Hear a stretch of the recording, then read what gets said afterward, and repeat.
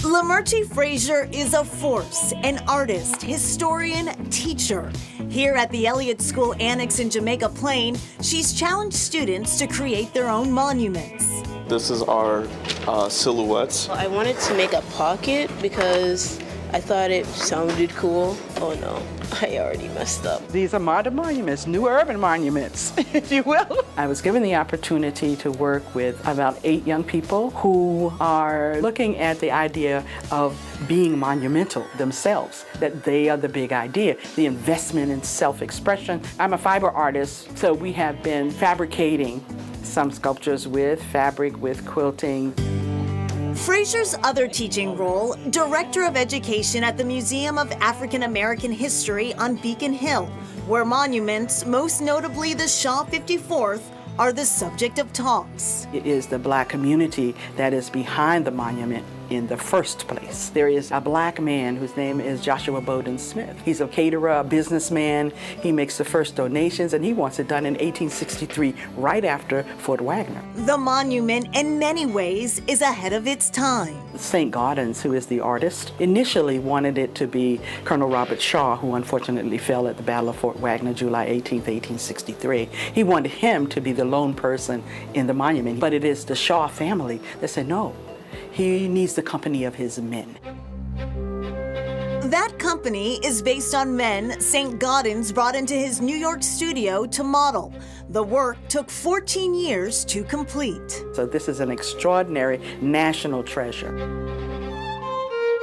Another one is the Harriet Tubman Step on Board, done by Fern Cunningham. She went to the same school St. Gaudens went to in France, but her work is in 1999, presenting this very compelling sculpture on Columbus Avenue. At the other end of the park is a sculpture by Meta Ward Fuller, one of our premier African-American women sculptors, and it's called Emancipation. So these 2 women are marking that park with enormously important ideas and sculptures.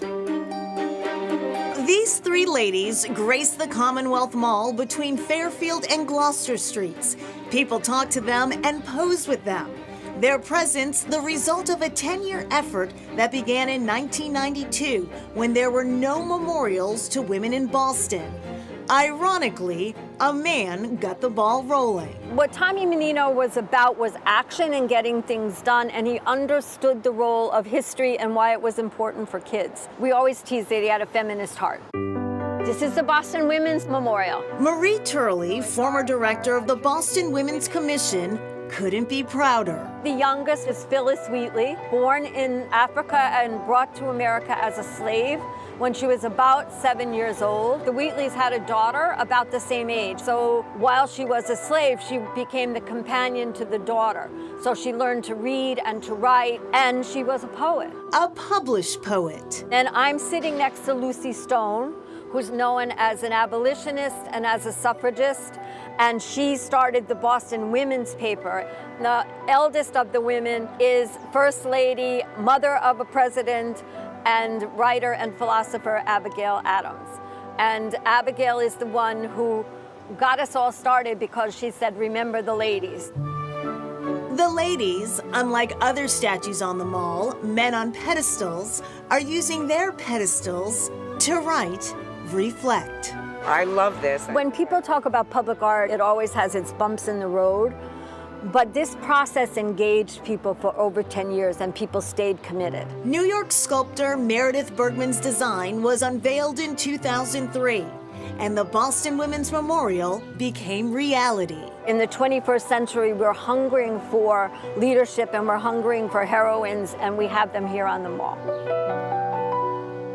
We're ahead of the game because, believe it or not, New York City Central Park is about to get its very first Women's Memorial. And the artist selected, Meredith Bergman, who created the Women's Memorial. And the Friends of Boston Public Gardens actually tells us that the memorial needs to be cleaned once a year more than any other sculpture because it is so handled, a lot of public interaction. So I guess that's a good thing for the sculpture. Interactivity with art. We like that. Up next, inside the Sculptor Studio.